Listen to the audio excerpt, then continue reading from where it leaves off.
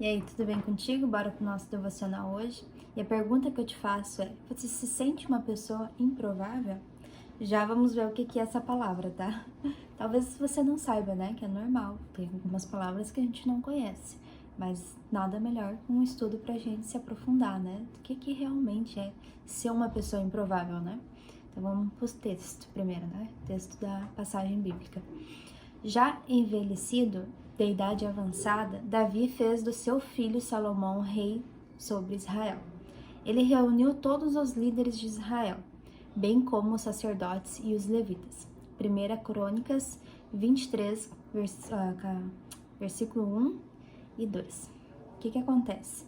Muitas vezes nós nos sentimos uma pessoa improvável, né? Tá, mas Dani, o que é ser uma pessoa improvável? Sabe aquela pessoa assim que não se sente capaz, que acha que nunca vai conseguir nada na vida, que, por exemplo, eu quero abrir um negócio, não consigo, não me sinto capaz, eu sou uma improvável, né, digamos assim.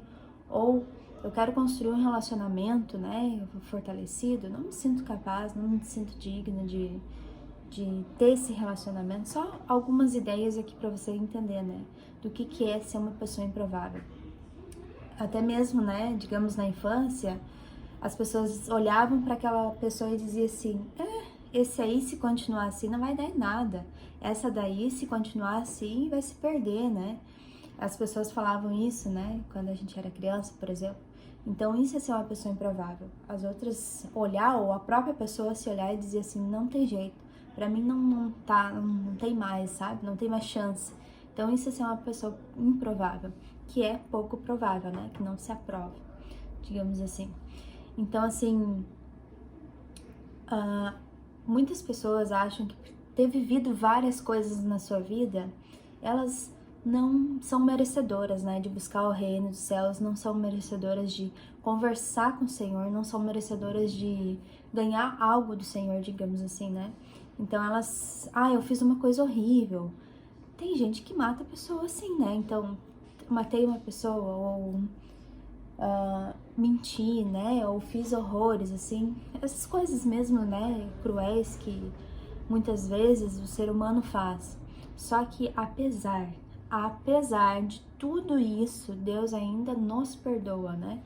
E restaura a nossa vida. Tudo que era para ser maldição, ele transforma em bênção na nossa vida, né? Que nem outro dia eu disse aqui no devocional, mas a gente não pode ir lá fazer as coisas pensando: depois Deus me perdoa. Porque isso é ser uma pessoa hipócrita, né? Por quê? Porque ela sabe que tá fazendo errado. Então, se tu sabe e faz, mesmo por gosto, tu tá sendo uma pessoa falsa, né? Digamos assim. Mas tu foi lá, fez, aconteceu, tava com a cabeça fora do lugar, realmente daí é algo, digamos, tu pedir perdão pra Deus, ele vai te perdoar, sabe? Tu se arrepender verdadeiramente. Que nem antigamente, os discípulos de Jesus, né? Os antigos lá, das primeiras igrejas, eles salvavam, ajudavam a salvar muitas pessoas, levavam muitas pessoas para Cristo, porque eles não vinham dizer assim: Deus te ama, isso aqui, isso aqui. Não, eles diziam assim: arrependei-vos, que é chegado o reino dos céus. O que eles diziam para as pessoas? Se arrependa. Eles não passavam a mão por tudo. Não, tu tá fazendo algo de errado, se arrependa. Eles, né, não apontavam o dedo assim, mas eles diziam: se arrepende logo de uma vez, chacoalhavam, né? Se arrependei-vos, né? Que era essa a mensagem, é essa mensagem até hoje, né? Que a gente precisa falar para as pessoas: arrependei-vos, para nós mesmos, né? Todos os dias nós precisamos nos arrepender diante do Senhor das coisas erradas que a gente faz, né? Daquilo que não agrada ao Senhor, que fere a santidade do nosso Senhor, certo? Então, todos os dias nós precisamos nos arrependermos, né? Bom, falando um pouco mais sobre improváveis, né? Para vocês entenderem melhor, as crianças aqui em casa, o Rafa, aliás, meu marido, ele sempre comeu cuscuz, né? Que a avó dele fazia. E ele adora, né? Esse cuscuz. E as crianças olhavam para aquilo assim com uma cara de nojo, sabe? Quando as crianças são com cara de nojo, que não querem nem chegar perto das coisas. E o Rafael dizia assim: vai, experimenta, é bom, não sei o que. E eles: que nojo, né? Até que um dia, por via das dúvidas, né? O Rafael disse assim, insistiu para eles provar pelo menos, né, para depois eles dizer que não gostam, eles nunca tinham experimentado. E daí eles, tá, vamos experimentar. Eles pegaram bem pouquinho assim, colocaram na boca, até que é bom, cuscuz com leite, né? Aí eles, coisa boa. Daí eu lembro dessas cenas, né? E daí hoje, no café da manhã, tava todo mundo comendo o tal do cuscuz, né? O que acontece? As pessoas aprovaram, né? Por quê? Porque elas experimentaram aquilo dali. E antes de nós experimentar alguma coisa, a gente não pode dizer que não gosta, né? Que não olhar com cara de nós. A gente tem que experimentar os alimentos. Por quê? Eu também era assim, né? Eu dizia que não gostava, mas nunca tinha experimentado um alimento. Então hoje o que eu mais gosto é experimentar as coisas diferentes, né? Sentir outros sabores, entende? Então é a mesma coisa, né? A pessoa improvável. Antes de ela experimentar o reino dos céus, ela não pode dizer que não serve, né? Que não é digna, que não é capaz. Ela tem que experimentar o reino dos céus, para depois ela dizer, né? Digamos assim, que ela é uma pessoa que é capaz e tudo mais, né? Então, nunca se menospreze antes de experimentar qual é a boa, perfeita e agradável vontade do Senhor, que eu tenho certeza que você vai provar, né? Vai aprovar, aliás. Então, um pouco disso para eu entender o que é uma pessoa improvável, né? E aqui o texto nos conta sobre o rei Davi, né? Que era o rei de Israel. Ele já estava velho, então ele tinha que deixar alguém no lugar dele, e nada melhor que o filho, né? O rei Salomão. Só que Salomão não tinha, a gente olhava assim para ele, não dava para dizer que ele seria o próximo rei, né? Porque era uma pessoa improvável.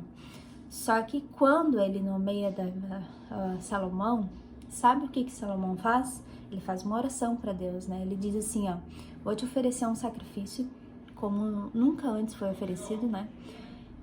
Ele ofereceu, se não me engano, acho que 1000, né? As pessoas ofereciam um cordeiro para Deus, digamos, um animal. Ele sacrificou 1000 animais, né? Então, assim, foi algo diferente que ele fez pro Senhor, né? E ele não pediu nada, assim, de riquezas, de reis, né? De mulheres, que aquele tempo podia ter várias mulheres. Não, ele pediu... A primeira coisa que ele pediu para liderar esse reino, né? Que por ser rei não é qualquer coisa, tinha um peso, né? Para carregar, digamos assim, um legado para deixar também. E o rei Salomão, ele pediu sabedoria, né? Tanto que foi um dos reis que mais teve sabedoria. Até a gente estava falando hoje na live do meu marido, né? Do Rafa, que o rei Salomão era um rei tão sábio, mas tão sábio que as pessoas vinham de tudo quanto é lugar trazer riquezas para ele, porque queriam entregar a riqueza delas por gratidão de receber a sabedoria, né? Não que eles estariam comprando a sabedoria, mas era tamanha gratidão por estar recebendo a sabedoria que eles levavam presentes, e eram toneladas de ouro, né? De joias e tudo mais. Então as pessoas iam e presenteavam ele assim, por ser um rei tão sábio, né? Porque ele liderava sabiamente o povo, né? O povo de Deus. Então ele foi um grande rei, e ele meditava até numa formiga passando, né? Ele olhava uma formiga, como é que ele dizia assim, vai-te com a formiga preguiçoso, levanta daí, né? Por quê? Porque a formiga, ela trabalha o tempo todo, ela ajunta comida no verão, né? Pra poder invernar no inverno ali. Que a formiga sabe que se ela sai pra fora no inverno, ela vai congelar. E é o que a gente tem que fazer, né? Aproveitar o verão, aproveitar quando é uma época boa para ir fazer acontecer, né? Buscar aquilo dali para quando vier a estação ruim, digamos, a estação que não dá para fazer, a gente se permitir se acomodar um pouco, né? Porque não dá para fazer, o clima, né? Então a gente tem que entender isso, sabe?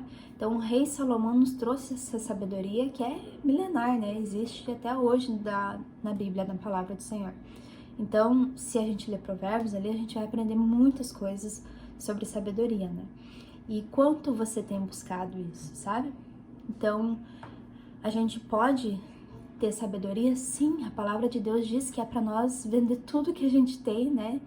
E buscar sabedoria. Por quê? Porque isso ninguém pode nos tirar, sabe? Pode vir acontecer o que for, mas se nós tivermos a sabedoria, nós não, digamos, podemos perder em algum momento, né? Mas mais tarde a gente vai conseguir recuperar, porque a sabedoria está com nós. Deus nos dá essa sabedoria, né? E ela clama para que a gente acesse ela, né? Então a gente precisa sim fazer isso, certo? E outra coisa, Deus, ele te chamou para falar do reino dele, né? Para dizer arrependei-vos para as pessoas que estão ao teu redor, para as pessoas que você tem contato. Então é essa mensagem que você precisa carregar, né?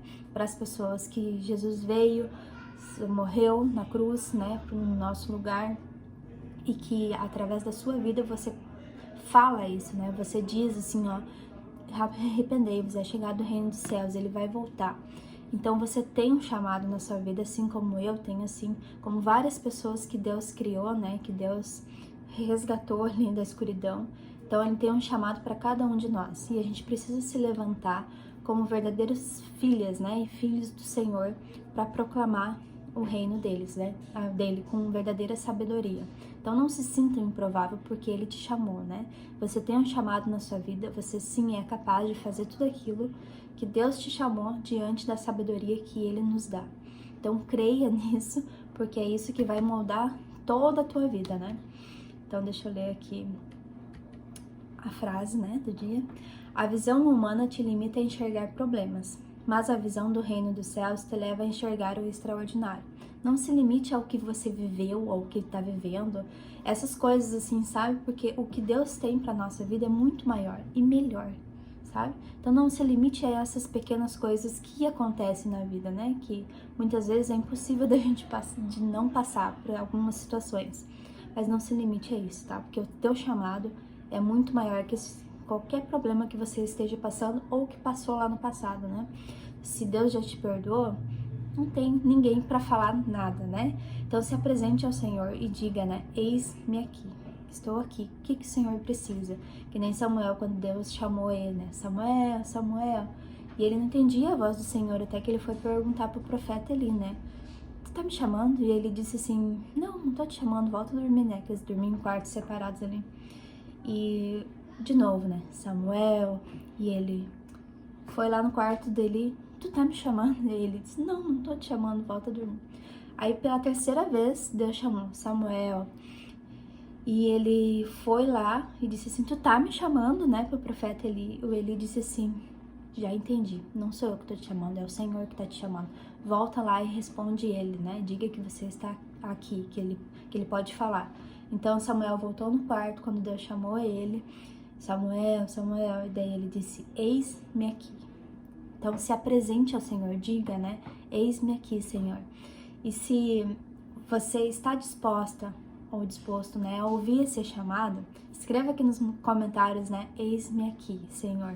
Se apresente a Ele, que Ele quer ouvir isso da sua boca, né, que Ele quer que você esteja pronta, né. Mesmo que você não tiver, Ele vai te capacitar. Só se apresente ao Senhor, que a sua vida vai começar a tomar um novo sentido, tá bom? Então, esse foi o devocional de hoje. Espero que tenha edificado a sua vida. Não esquece de comentar, eis-me aqui, né, Senhor? Para que é uma manifestação, né, de que você está dizendo algo para o Senhor. Então, comece, né? Dê o primeiro passo, que a sua vida vai dar uma boa sacudida aí, tá? É isso que eu quero mesmo, que você se mexa para o reino dos céus, né? Que é chegada a hora, tá bom? Então, nos vemos amanhã no nosso devocional e também não deixe de compartilhar esse vídeo para edificar outras vidas, tá bom? Nos vemos amanhã. Até lá!